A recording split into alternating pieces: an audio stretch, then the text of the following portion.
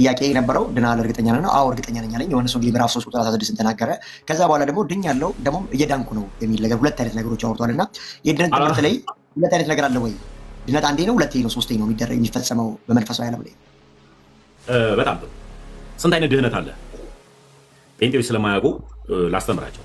እኔ ከቅድስት ንጽሕት ከሆነችዋ ከኦርቶዶክስ ተዋሕዶ ስለተማርኩ ሁለት አይነት ድህነት አለ። የመጀመሪያው ድህነት የስጋ ድህነት፣ ሁለተኛው ድህነት የነፍስ ድህነት። ሰው በክርስቶስ ኢየሱስ አምኖ የስጋ በሽታ ቸነፈር ቢነካው ቤተክርስቲያን ዮሐንስ ወንጌል ምዕራፍ 11 አውጣልኝ የአልዓዛርን ታሪክ ከስጋ ሞት እንዴት እንደዳነ 11 ስንት ምዕራፍ 11ን አንብበው። እኔ ሙሉ ታሪኩን ወደዋለሁ፣ ግን ወደ ሙሉ ታሪኩን የአልዓዛር ታሪክ በጣም ነው የሚያዝናናኝ። ዮሐንስ ወንጌል ምዕራፍ 11 ሙሉን ወደዋለሁ ታሪኩን፣ ግን ታሪኩን ስለማውቀው ልበልልህ። ኢየሱስ ክርስቶስ አንድ ወዳጆች ነበሩት፣ እነ ማርታና ማርያም የምትባል የእነሱ ወዳጆች ነው ኢየሱስ ክርስቶስ። ያ ኢየሱስ ክርስቶስ አልዓዛርን የሚወደው ነበር። ነገር ግን አልዓዛር በታመመ ሰዓት ላይ ያስጠሩት ነበረ እነ ማርታ ሲያስጠሩት ምን አደረገ? እመጣለሁ ይላቸዋል። እመጣለሁ እያለ ኢየሱስ ክርስቶስ ዘገየባቸው። አሁንም ና ሲሉት እመጣለሁ እያለ ኢየሱስ ክርስቶስ ዘገየባቸው። አልዓዛር አረፈ። አይገርምም?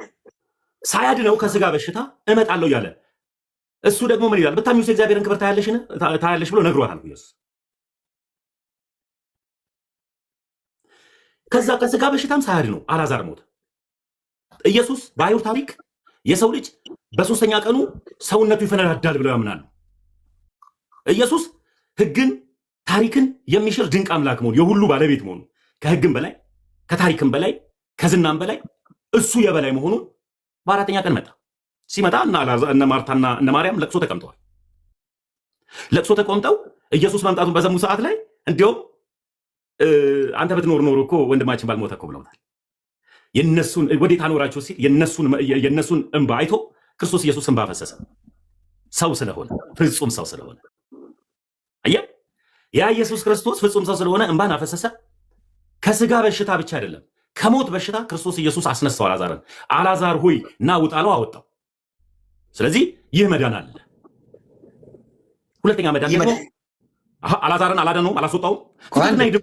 አንድ እዚህ ጋር ከስር ላላችሁት አንድ ነገር ልናገር።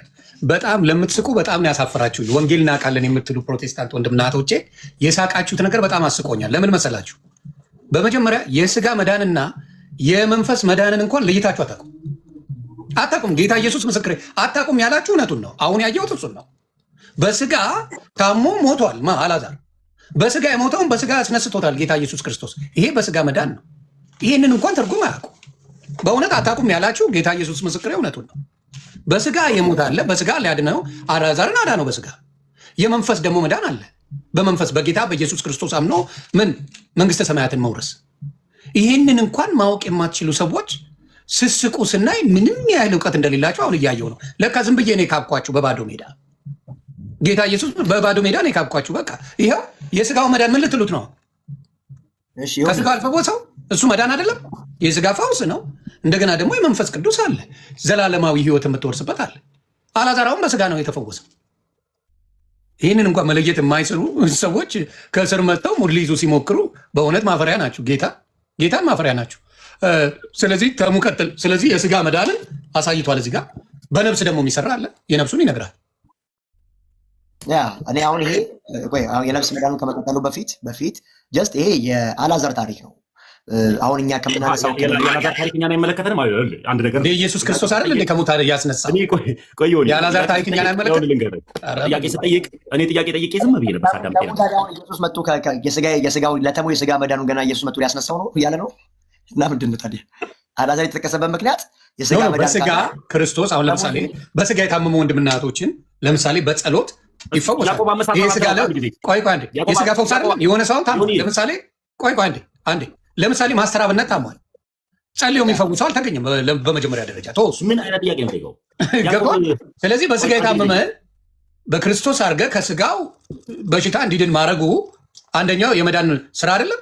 ሁለተኛ ደግሞ የመንፈስ ዘላለማዊ ህይወት የማግኘት መዳን አለ። ሁለት ነው ያለው። እኔ ቆይ አንድ ጥያቄ ነው የጠየቀኝ። መዳን አልጨረስኩም። አዳምጥ ተማር። አልጨረስኩም። አሁንም ደግሞ ኢየሱስ መጥቶ ነው የሚያድን ለምትለኝ እኔ አምላክ እምገድበው አይደለም የመጀመሪያው ጉዳይ። አሁን ችግሩ ምንድን ነው? ጴንጤ ቤት ኢየሱስን ገድበውታል። ጣዖት ነው የሚያመልኩት። በቃ አውቀውት ጨርሰዋል። እኔ ምህረቱ ማለዳ አዲስ የሆነ ድንቅ አምላክ ነው የተከተልኩት። ቀና ስል ሌላ ክብር የማይበት ድንቅ አምላክ ነው። ጣዖት ሳይሆን አምላክ ነው የምከተል። አምላክ ስከተል ሊመጣ የሚችል ሊቀር የሚችል መልእክተኛ እሱ እንደ ፈቃዴ ሳይሆን እንደ ፈቃዱ የሚሰራ ነው። የኔ አምላክ ሰምቶ በእሳት የሚመልስ ነው። ጸሎት የሚሰማ ነው፣ የሚናገር ነው፣ የሚያደርግ። አልጨረስኩም። ዝም ብላ